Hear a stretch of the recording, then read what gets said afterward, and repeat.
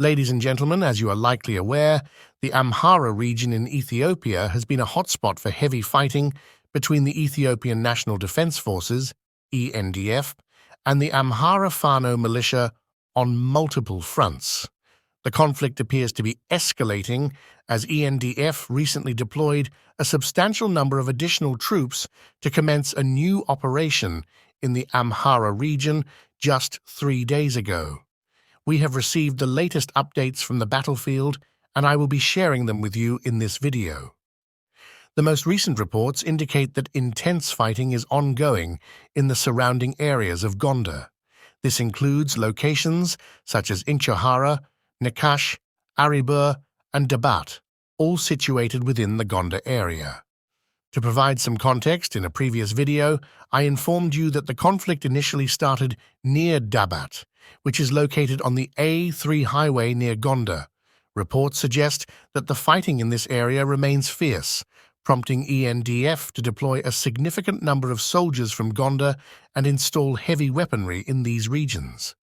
Unfortunately, the conflict has taken a distressing turn in the Denkez district of Gonder city, with reports indicating that ENDF forces have been responsible for the tragic deaths of several child shepherds. These innocent victims include Tizibtu Tigab, aged 4, Jimba Kano, aged 8, and Temesgen Tezaror, aged 10. Additionally, 4 other farmers have reportedly been killed for their refusal to disarm their privately owned firearms. It's worth noting that as of today, there are reports of a total of 17 active battlefronts in the region. On all of these fronts, the latest updates from Fano sources suggest that ENDF has suffered significant losses. These Fano sources claim that the Fano forces are receiving support from Amhara civilians. On the flip side, reports from Ethiopian sources suggest that many soldiers from the Amhara Fano front have also lost their lives in recent clashes. In a concerning development, the Ethiopian government has officially declared that students who have not passed the 12th national examination will be mandated to join the ENDF National Defense Force. This decision has raised questions, as it appears that the Ethiopian Ministry of Education might have deliberately set these students up for failure. Consequently, when these inexperienced recruits join the ENDF after limited training, they may find themselves inadequately prepared for the battlefield in the Amhara region, increasing the likelihood of them surrendering to opposing forces. The situation in the Amhara region remains fluid and continues to evolve, with ongoing clashes, casualties, and concerning developments. Reportedly, in July of this year, there was credible information suggesting that Ethiopian Prime Minister Abiy Ahmad was contemplating the idea of engaging in a military conflict with Eritrea. This notion emerged as he deployed a significant portion of his defense force in the Amhara region of Ethiopia. This move raised eyebrows as it seemed to indicate a potential shift in his strategic priorities. Now, Abiy Ahmed is openly discussing the issue of access to the Red Sea, a matter that, under current circumstances, falls within the realm of Eritrean sovereignty. All the while, he continues to prosecute a brutal war in the Amhara region of Ethiopia, where hundreds of civilians have already lost their lives. According to reports from local sources, much of the recent conflict has been concentrated between the Fano forces and militia groups loyal to the government. This has led to speculation that Abiy Ahmed might be preserving his defense force for a projected war against Eritrea.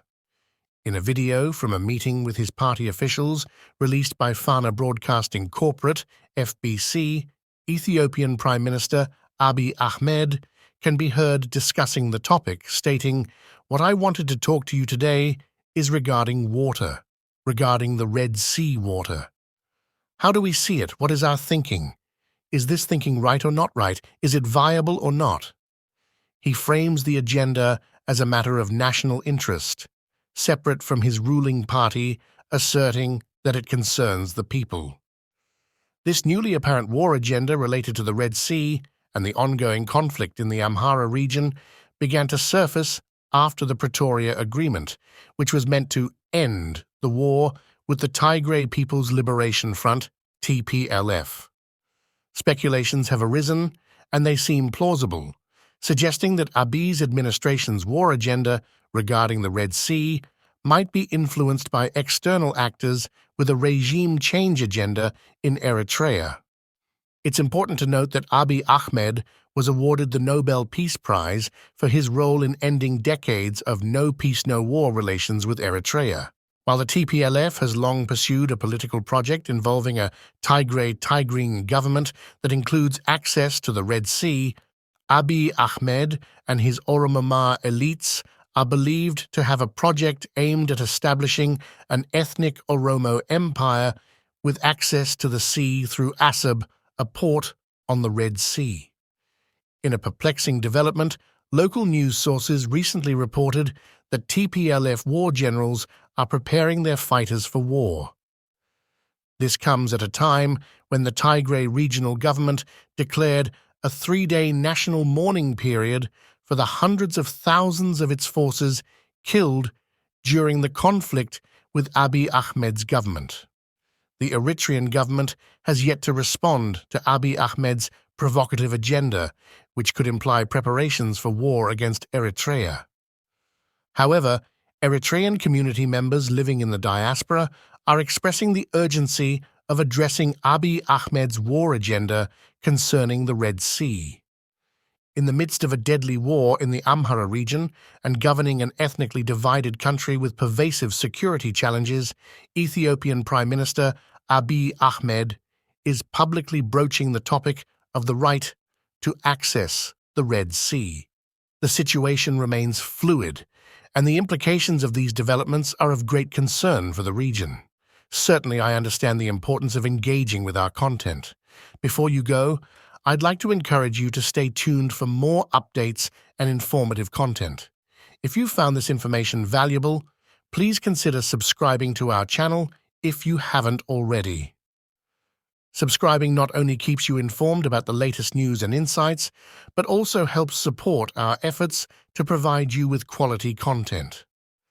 By subscribing, you become part of our community, and you'll be the first to know when we release new videos or updates.